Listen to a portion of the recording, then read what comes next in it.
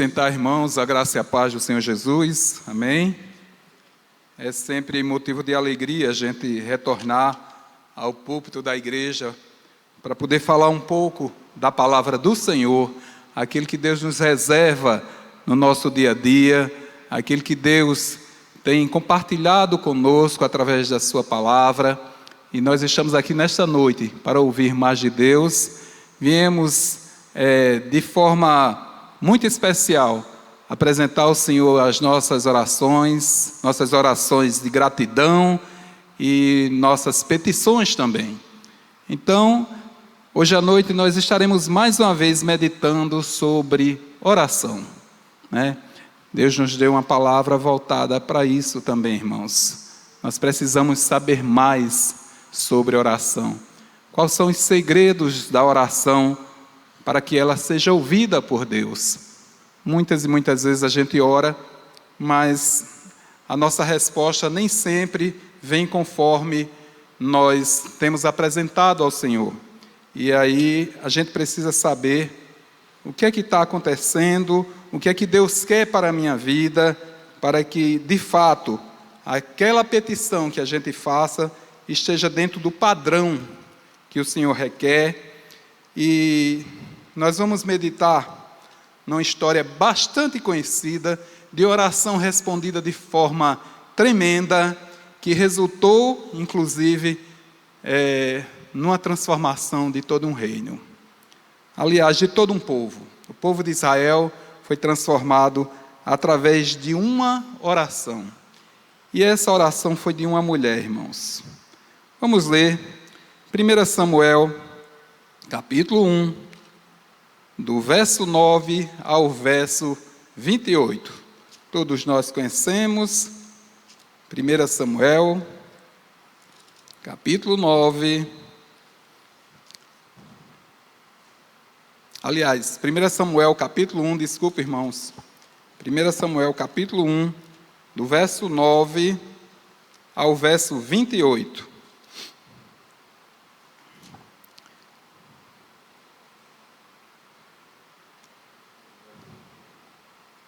Ao verso 18, melhor dizendo, desculpa mais uma vez, irmãos. Leamos, portanto. Após terem comido e bebido em Siló, estando Eli, o sacerdote, assentado numa cadeira junto a um pilar do templo do Senhor, levantou-se Ana e, com amargura de alma, orou ao Senhor e chorou abundantemente. E fez um voto dizendo: Senhor dos exércitos, se benignamente atentares para a aflição da tua serva, e de mim te lembrares, e da tua serva te não esqueceres, e lhes derem um filho varão, ao Senhor darei por todos os dias da sua vida, e sobre a sua cabeça não passará navalha. Demorando-se ela no orar perante o Senhor, passou Eli a observar-lhe o movimento dos lábios. Porquanto Ana só no coração falava, seus lábios se moviam, porém não se lhe ouvia a voz nenhuma. Por isso Eli a teve por embriagada. E lhe disse: até quando estarás tu embriagada? Aparta de ti esse vinho. Porém Ana respondeu: não, Senhor meu, eu sou mulher atribulada de espírito, não bebi vinho, nem bebida forte, porém venho derramando a minha alma perante o Senhor. Não tenhas, pois, a tua serva por filha de Belial, porque pelo excesso da minha ansiedade e da minha aflição é que tenho falado até agora. Então lhe respondeu Eli: vai-te em paz, e o Deus de Israel te conceda a petição que lhe fizera. E disse ela: achei a tua serva mercê diante de ti. Assim a mulher se foi em seu caminho e comeu, e o seu semblante já não era mais triste. Amém? Irmãos, todos nós conhecemos a história de Ana, a mãe de Samuel, né? Do profeta Samuel. E nós sabemos que essa mulher ela fez grande diferença. A vida de oração que ela tinha, A vida diante do altar de Deus, o compromisso que ela tinha para com Deus, foi exemplo e continua a ser para todos nós. E a gente sabe que Ana era a mulher de Elcana. Elcana é um homem que também era servo do Senhor, contudo ele tinha 2 esposas, porque na época, nas velhas tradições, isso era possível, e tanto Ana quanto Perina, as suas esposas, ele as mantinha. Entretanto, era Ana a sua predileta. Era Ana que ele tinha muito mais apreço. Mas como nós sabemos, Ana, irmãos, ela passava por uma dificuldade que na época era muito complexa, que ela era uma mulher estéril. E por ser estéril, ela sofria da sua comparsa Perina muitas críticas. E nos primeiros povos, o fato de ser estéril, não somente para a comparsa, mas para toda a sociedade, era motivo de que aquela mulher ela sofresse perseguições, sofresse dores, sofresse aflições por conta daquela situação. E Ana, sabedora do poder que Deus tem, sabedora no Deus que ela conhecia, ela buscou ao Senhor com sinceridade.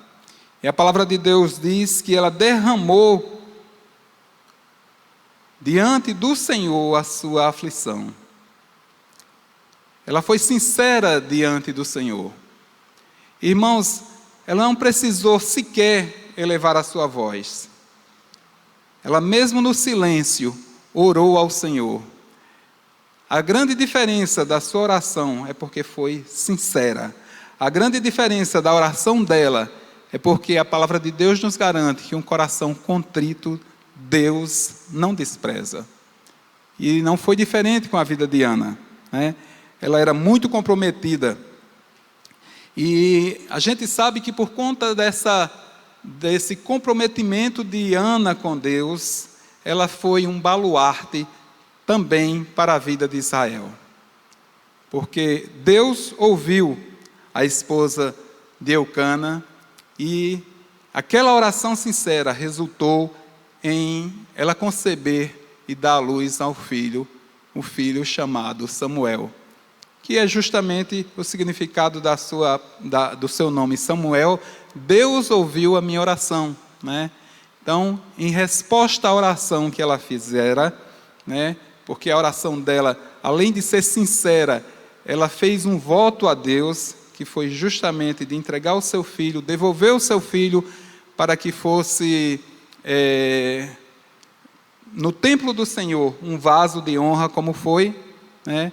E tão logo ela concebeu e desmamou o seu filho, ela assim o fez.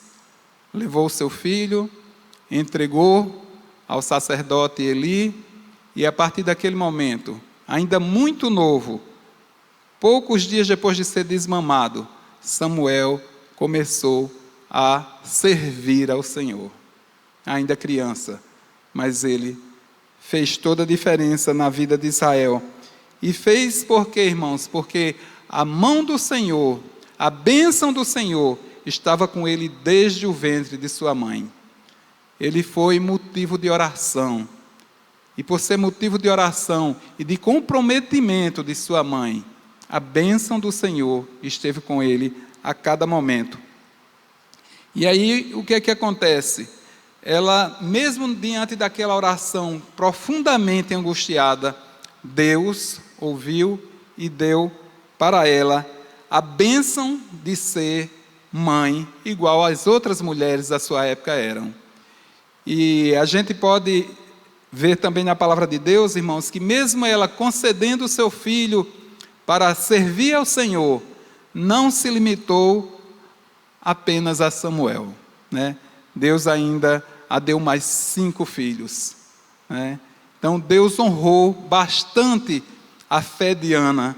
Deus fez conforme o seu coração lhe pedira, mas ele foi além.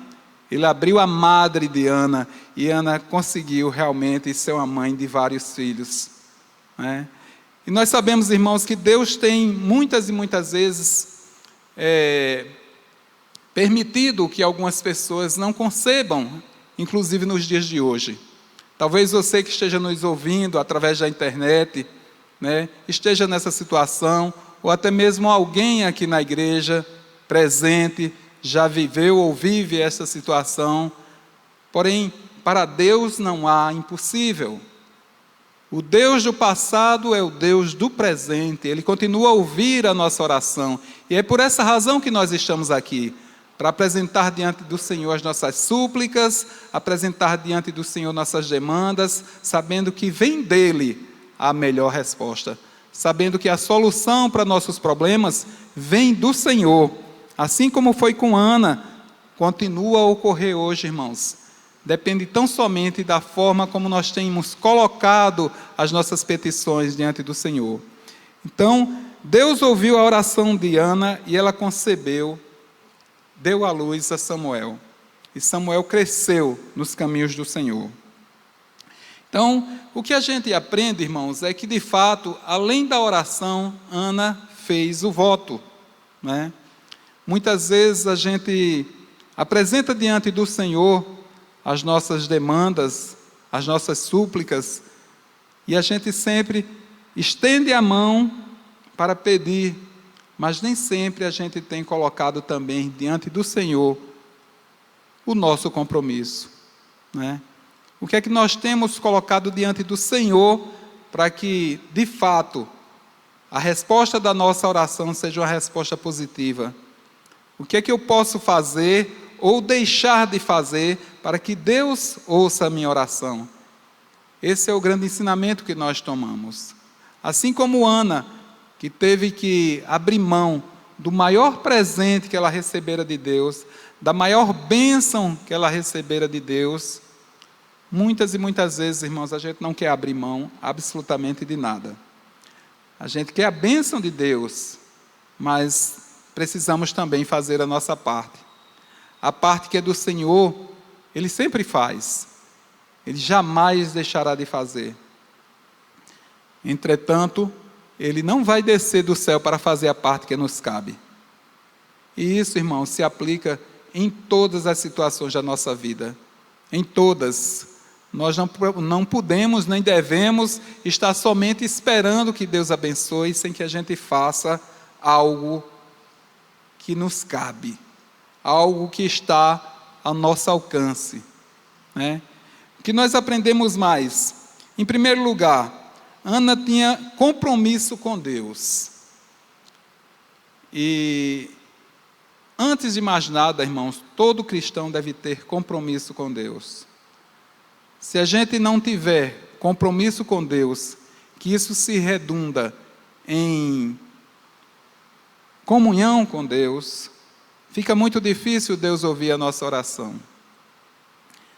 Então a gente precisa ter esse compromisso, saber que nós não estamos firmando compromisso com a religião, compromisso com a igreja, compromisso com a direção da igreja. Não, irmãos, existe um compromisso muito maior, e esse compromisso é com Deus. E é isso que Deus cobra de nós. Então, se a gente não está vivendo esse compromisso, a gente precisa sim se consertar diante do Senhor. Inclusive, essa deve ser a primeira oração, para que Deus restaure em nossa vida, essa vida de compromisso e de comunhão com Ele. Então, nós devemos ter fé e perseverança, mesmo em meio à dificuldade. É outro aprendizado que a gente tira dessa história. Ela vivenciou críticas, ela vivenciou dificuldades. Diante do templo, ela foi tida como embriagada pelo próprio sacerdote. Então, ela passou muitos perrengues, irmãos. Ela passou muitas dificuldades. Mas, mesmo assim, ela teve fé suficiente para estar diante do Senhor, sabendo que somente Ele, e mais ninguém, poderia ouvir o seu clamor, poderia entender a sua dor. Então, é isso que a gente aprende. Mesmo a gente estando, irmãos, diante de dificuldades, mesmo a gente estando diante da aflição, Deus é Deus. E não há impossível para Deus. A palavra de Deus nos garante isso, não existe nada impossível para Ele. Agora, depende muito da nossa fé também, irmãos. Muitas vezes a gente coloca diante do Senhor as nossas petições, mas a fé não é suficiente, né? Algumas pessoas, até por não receberem a resposta conforme o que esperava, chegam até a afirmar: eu sabia que não vinha. Então Deus conhece, irmãos, antes que a gente abra a boca, Deus já conhece cada palavra que sai dos nossos lábios, que sairá dos nossos lábios. Deus conhece o nosso coração. Então, como cristãos, como pessoas que têm compromisso com Deus, nós devemos estar cada vez mais cientes disso. Que nós, quando viemos à casa do Senhor, nós devemos preparar o nosso culto já a partir de casa, sabendo que Deus está neste lugar e Ele está pronto a ouvir o clamor sincero, o clamor com compromisso. Que aprendemos mais? Estamos derramando o coração na presença do Senhor, é verdade, né? E precisamos fazer isso todos os dias, independente das circunstâncias. E qual o exemplo de fé que estamos deixando, irmãos? Para nossos filhos, para nossos familiares que estão diante de nós, vivendo hoje, né? Para nossa posteridade também. Que exemplo de fé nós temos dado? Como tem sido a nossa vida cristã, a ponto de alguém chegar e apontar: vale muito a pena servir a Deus, tal qual fulano vive. Essa vida de compromisso com Deus. Então, nós precisamos estar alertas para isso, né? Qual o exemplo de fé que nós estamos passando para a posteridade? O que é que eu tenho feito? E o que eu tenho deixado de fazer também, né? Para que Deus se faça presente e faça da minha vida um instrumento de bênção em suas mãos, né? Então, outra lição que nós aprendemos é: qual a impressão que nós estamos deixando no momento que oramos? Ana, ela deixou a impressão de que estava embriagada. E nós, que impressão nós temos dado no momento de orar?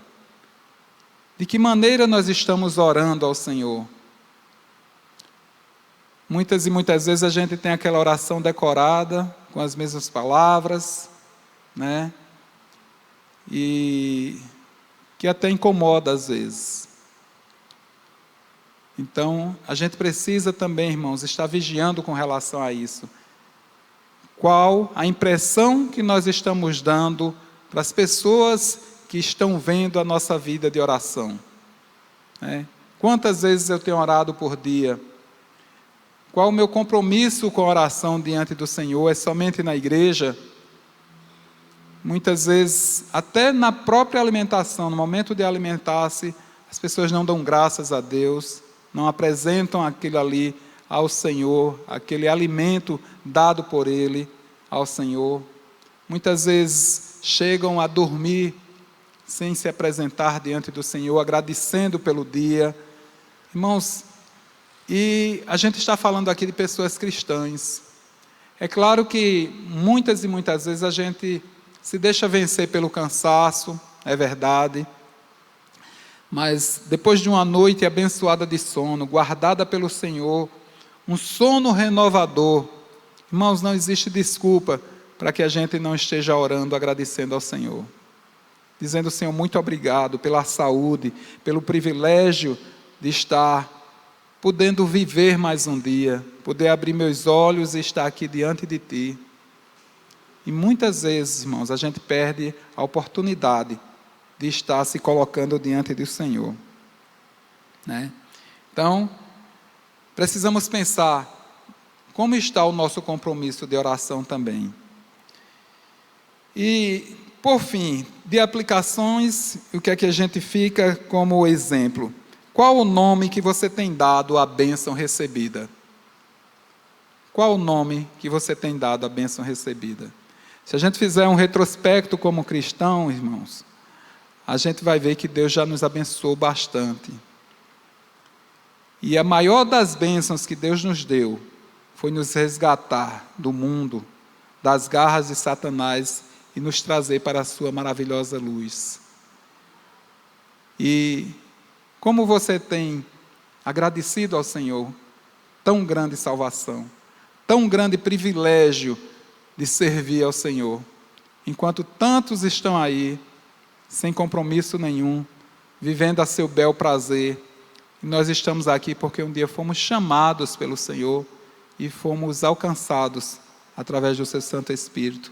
Então nós somos privilegiados sim, né? E precisamos estar colocando diante de Deus essa nossa gratidão sempre, né? E para concluir, irmãos, a gente lê aqui o seguinte: Samuel cresceu e se tornou um dos maiores profetas de Israel, desempenhando um papel crucial na transição no período dos juízes para a monarquia. Ele ungiu os primeiros reis de Israel, Saul e Davi, e foi um líder político da nação.